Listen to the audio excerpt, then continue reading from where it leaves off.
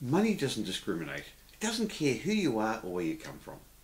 No matter what you did yesterday, today begins anew, and you've got the same rights and the same opportunities as everyone else to become wealthy.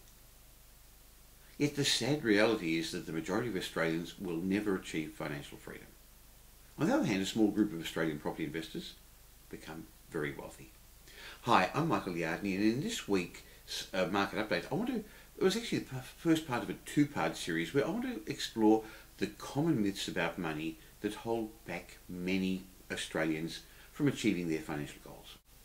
I'm going to share 15 myths with you today, the first half. But before I do, if you really want to develop financial freedom through property, I suggest you get my book, How to Grow a Multi-Million-Dollar Property Portfolio in Your Spare Time.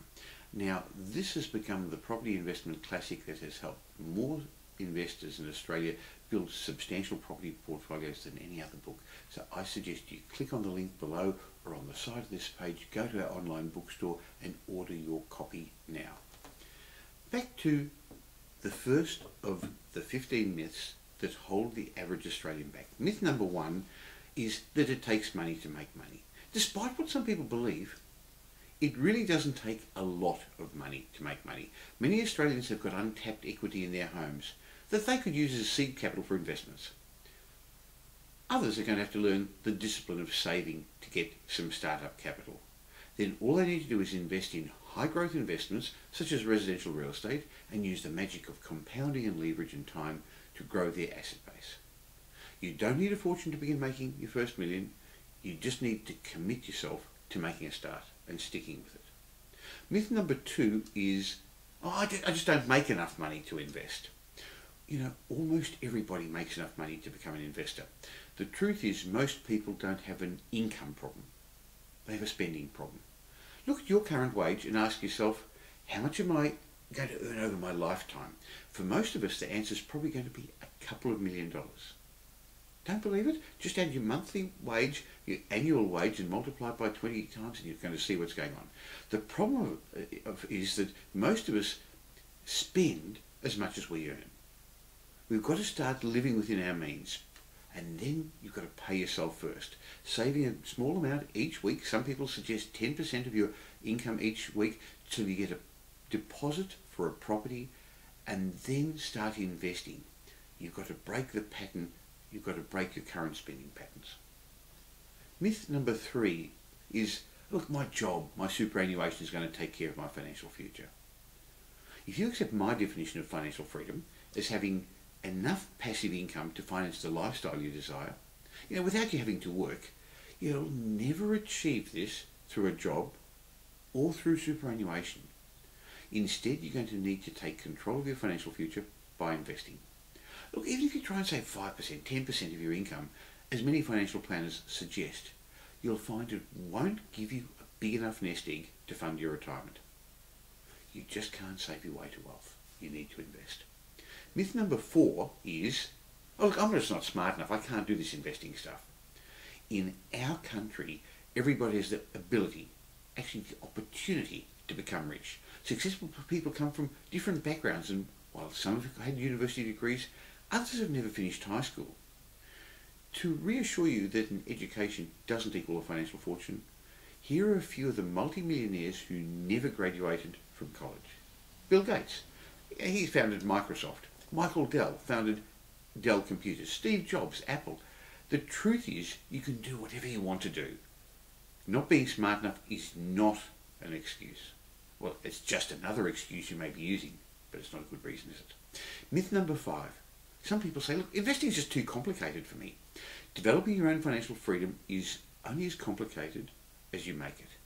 Sure, gaining the knowledge to become financially independent is challenging, but many new things seem difficult until you develop an understanding of them. Investing is no different. Now it's easier than ever before to learn the fundamentals of wealth creation. Look, there are so many limitless tools today in our high-tech society, our info-laden world. The problem is sifting through all this knowledge. The key is to learn from the right people, those who've already achieved what you want to achieve. The process is also simplified when you select an investment niche, something like residential property, and then develop a specialised knowledge in that niche. The sixth myth I'd like to discuss today is some people just say, look, I might do it, investment's too risky. The dictionary definition of invest is to commit money or capital in order to gain a financial return. The word risk doesn't even get a look in. However, many people speculate when they think they're investing. They buy property in a secondary location or off the plan or in one of those newfangled suburbs hoping it'll increase in value. That's not a buy and hold, that's a buy and hope strategy. It's a speculation, and speculation is risky. On the other hand, finding a property with an element of scarcity so it'll always be in strong demand in an area that has always outperformed the averages and buying it below its intrinsic value, that's a proven investment strategy that minimises your risks. The seventh myth I'd like to discuss with you today is the myth that you have to know how to time your investment markets. It's often said that timing's everything in investing. But you know, that's not really the case. Sure, timing matters. You don't want to buy a property at the peak of the boom and then find that it sort of goes down in value. But successful investors find that timing isn't really that important. Have you noticed how some investors do well in good times and just as well in bad times, while others do poorly in good times and even worse in bad times? The truth is, successful investors know how to create wealth at any point in the cycle, while unsuccessful investors manage to lose money at the same stages in the cycle. This suggests to me that it's not our external world that determines whether we will make money, it's something inside us, our mindset. In my next newsletter, I'm going to share with you another 8 wealth myths that tend to hold back ordinary Australians from reaching their financial freedom. The good news is, though, that you can become aware of these myths. You can do things differently. You can choose to change your beliefs and produce outrageous results and reach every goal you set by investing wisely in the right type of property. Of course, while property investing may be simple, it's not easy. Now, that's not a play on words. The fact is that around 20% of those who get involved in property investment sell up in the first year, and close to half of the people sell up in the first 5 years. Of those who stay in property, about 90% never get past their second property. So if you want financial freedom from property investment, if you wanted to fund your dreams, you're going to have to do something different to what most property investors are doing. You're going to have to listen to different people who most Australian property investors listen to. You're going to need to set yourself some goals and follow a strategy that's known, proven and trusted. Then grow your property investment business one property at a time. Of course, you need to buy the right property, the right type of property, ones with scarcity, ones that are always going to be in strong demand by owner-occupiers, because they're the ones that keep pushing up property values, and tenants who are going to help subsidise your mortgage. You should buy them in the right location, as I've already suggested, at the right time in the cycle. That's the right time now for many locations, and you've got to buy it at the right price.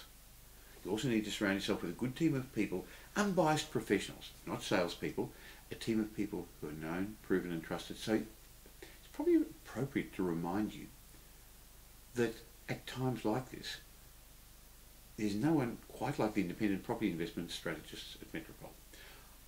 Remember, the multi-award winning team at Metropole have no properties to sell, so their advice is independent and unbiased. If you want to find out a bit more about what's happening in your local market and what our research suggests is in store for us, why not join us at a free property briefing in our offices of Melbourne, Sydney and Brisbane, or with one of our associates in Perth. Just click on the link below and reserve your place. Also, if you're a serious investor, if you're a business person, or if you're an entrepreneur, I suggest you join us at Wealth Retreat 2012 on the Gold Coast. That's in the last weekend of May, May 26th to 30th. It's actually a 5-day seminar. Click on the link below, find out all about it. Only 50 people come. We limit the numbers to a small group of highly successful investors, business people and entrepreneurs. You see, this is your chance to immerse yourself in a 5-day get-together and learn from the leading faculty of experts and a great network of like-minded people. So please register your interest by clicking the link below, going to the link at Wealth Retreat and telling us you'd like to find out more.